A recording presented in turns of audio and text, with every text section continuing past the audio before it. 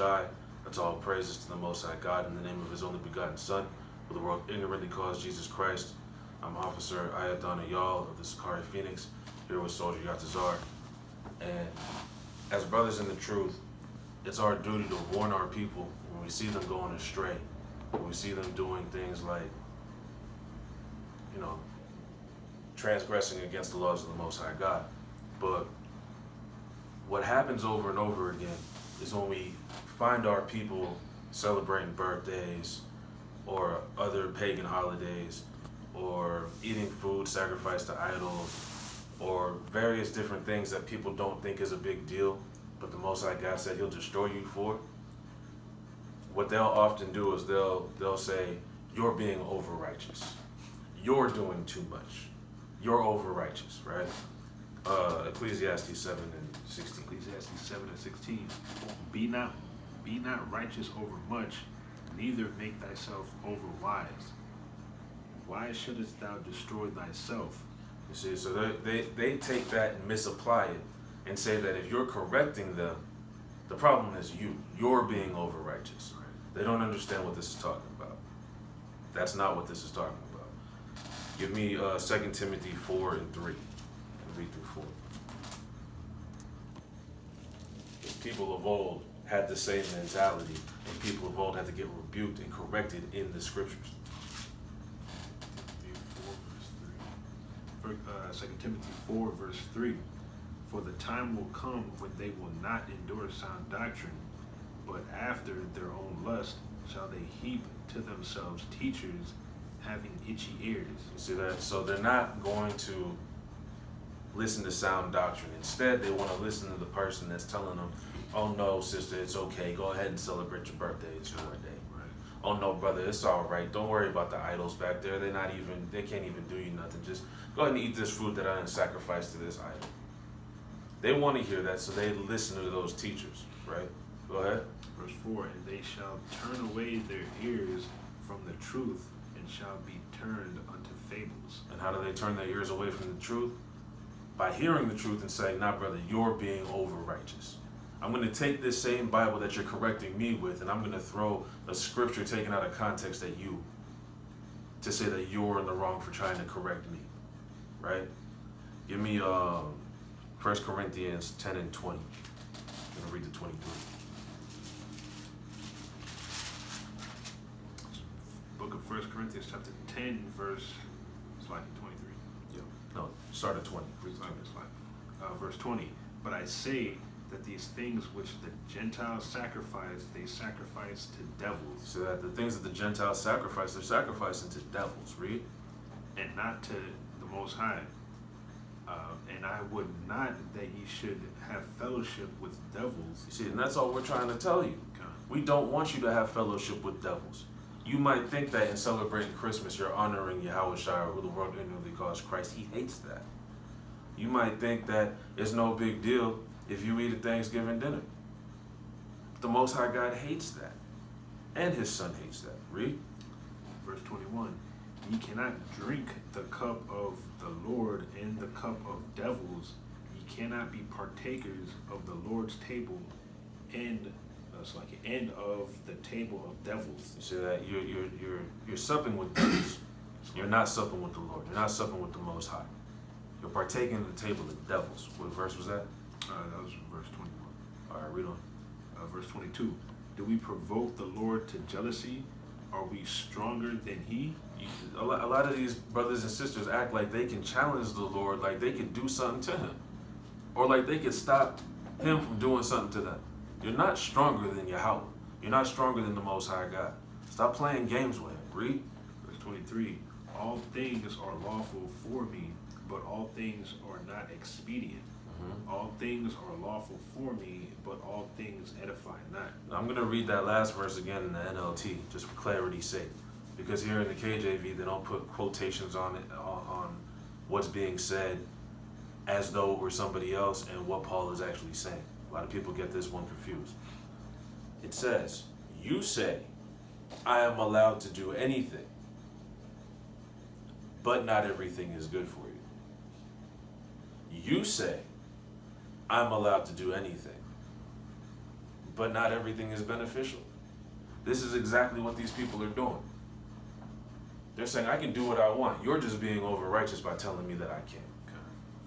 When the Bible tells you over and over again, when the Word of God tells you over and over again not to do these things, and you do it anyway. These things are not beneficial to you because they will get you killed. They will lead you to the second death. Go ahead and give me James 4 and 4. James chapter 4, verse 4. Ye adulterers and adulteresses, know ye not that the friendship of the world is enmity with God?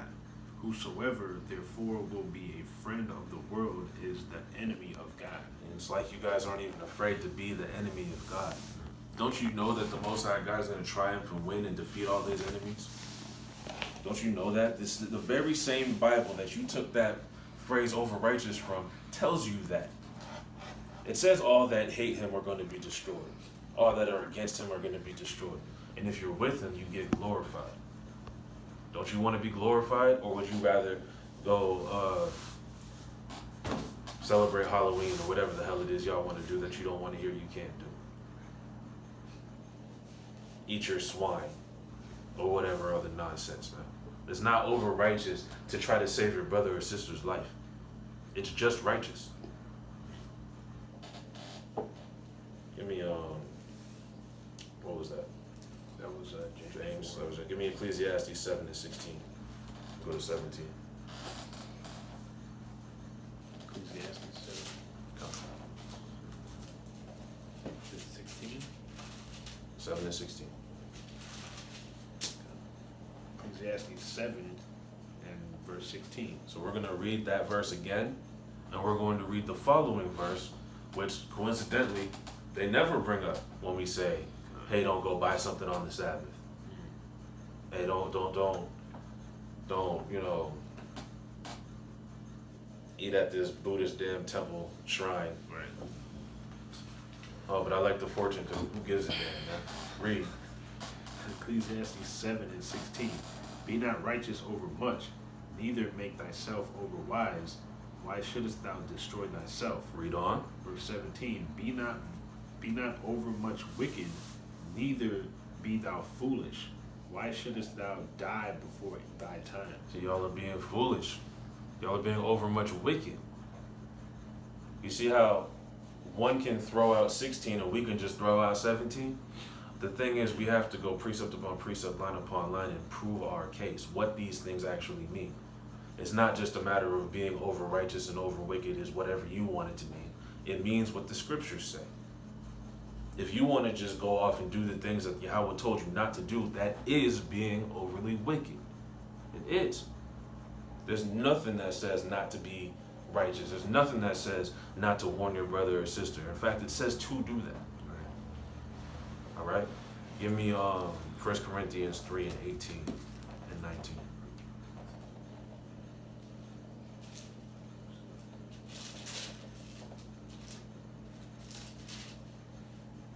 Corinthians chapter 3, verse 18. Let no man deceive himself. If any man among you seemeth to be wise in this world, let him become a fool that he may be wise. So a lot of you just want to fit in. A lot of you want to go to the Halloween costume party. A lot of you want to go on the little, St. Valentine's Day nonsense, whatever, right? You want to seem wise to the world because you mingling and mixing with them. But this is foolishness, read. Verse 19. For the wisdom of this world is foolishness with God.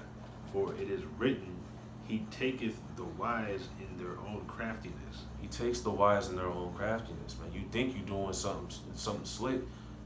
You're not slick. You're not going to get away from it, all right?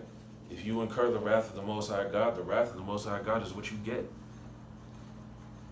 And your blood is off our hands after you done called us over righteous for trying to warn you. Okay. Let me Deuteronomy 18 and 3.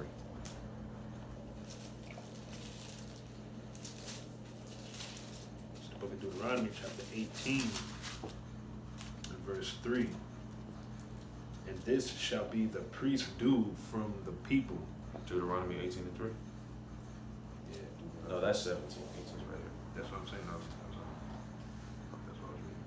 And it shall be Oh, 13. Salakia. 13. That's my fault. Okay, all right. Deuteronomy 18, verse 13. Thou shalt be perfect with the Lord thy God. That's a commandment. That's in the Torah. We are commanded to be perfect. So what are you talking about? Being over righteous is obeying the laws of the Most High God. We're commanded to be perfect. Salakia, I need something from Ecclesiasticus real quick. Give me Ecclesiasticus 15 and 20. Ecclesiastes, the book of Ecclesiasticus, chapter 15, verse 20. He hath commanded no man to do wickedly, neither hath he given any man license to sin. He's not giving you permission to sin. You have no license to sin. He never said it was okay to sin. He didn't give you license to do that. All right? You cannot use Ecclesiastes to give yourself a license to sin. It doesn't work. Give me Deuteronomy 11 and 16 and 17. It's the book of Deuteronomy, chapter 11, verse 16. Take heed to yourselves that your heart be not deceived, and ye turn aside and serve other gods. See that? You don't want your heart to be deceived, to turn aside and worship other gods, serve other gods. How do you do that? By failing to serve the Most High God, Yahweh. Whether you serve yourself, you serve Satan, you serve some other deity or some other land or some other people, you're supposed to take heed to yourself that you don't do these things. Read. And worship them. And then the Lord's wrath be kindled against you. The Lord's wrath is going to be kindled against you, man. That's a terrible and horrible and frightening thing. If you don't have a fear of the Lord, you already behind the 8 ball, man. Now let me give you an example. We're going to read a story from the Maccabees. We're going to give you an example of over righteousness. So I just spent all this time telling you what it's not, right? I'm going to tell you what it is now. First Maccabees started chapter 2 and verse 33. So we're going to read the 40 book. First Maccabees chapter 2, verse 33. And they said unto them, let that which ye have done hitherto suffice. Come forth and do according to the commandment of the king, and ye shall live. Now, what's going on at this point is we were being oppressed by a tyrannical king that hated the Most High God, that wanted us to follow his ways rather than Yahweh's ways, right? And our people weren't with that. Okay, we were showing zeal in that we were going to do what the commandment said, right? But these people are trying to entice us, like, look, just come on and serve the king. Read. But they said, we will not come forth, neither will we do the king's commandment. See that we're not going to do that. We're not coming forth. We're not coming to you, and we're not going to keep the king's commandment. Read. To profane the Sabbath day. Because we don't want to profane the Sabbath day. That would be an evil thing. Read on. So then they gave them the battle with all speed. So then they gave us the battle with all speed, man. They attacked. Read. Howbeit they answered them not, neither cast they a stone at them, nor stopped at the places where they lay hid. Now check this out, right? The Sabbath is a rest day. These people are attacking on the Sabbath. So these Israelites didn't respond to the attack. They didn't throw a stone. They didn't even put up no rocks to form a wall to block themselves from the attacks. They chose rather to just die, right? Read. Verse 37, but said, let us die all in our innocence. Heaven and earth shall testify for us that ye put us to death wrongfully. So and they're not wrong about that, because the Lord is going to see that they put them to death wrongfully, right? Read. So they rose up against them in battle on the Sabbath, and they slew them with their wives and children and their cattle, to the number of 1,000 people.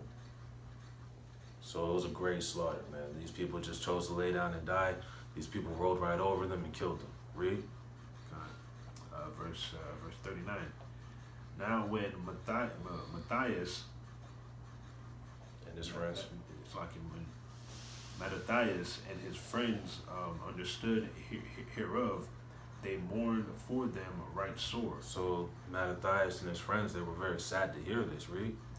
And one of them said to another, if we all do our brethren, if we all do as our brethren have done, and fight not for our lives and laws against the heathen, they will now quickly root us out of the earth. Now they're realizing if we all do that, we're going to be exterminated. There won't be any of us left. Israel will be finished. Because all they have to do is just wait till the Sabbath to attack us. They can kill as many of us as they want to, and we won't be able to do a damn thing about it. Read. Verse 41, at that time, therefore, they decreed, saying, whosoever shall come to make battle with us on the Sabbath day, we will fight against him. So they're deciding, look, even if they come on the Sabbath, we're going to fight back. Read. Neither will we die all as our brethren that were murdered in the secret places. All right, and they recognized that this was the right thing to do, because here it is that their comrades were being righteous, but they were being righteous to the point of allowing themselves to be killed. That's what it was talking about in Ecclesiastes, right? Go back to that verse in Ecclesiastes real quick. Ecclesiastes 7 and 16.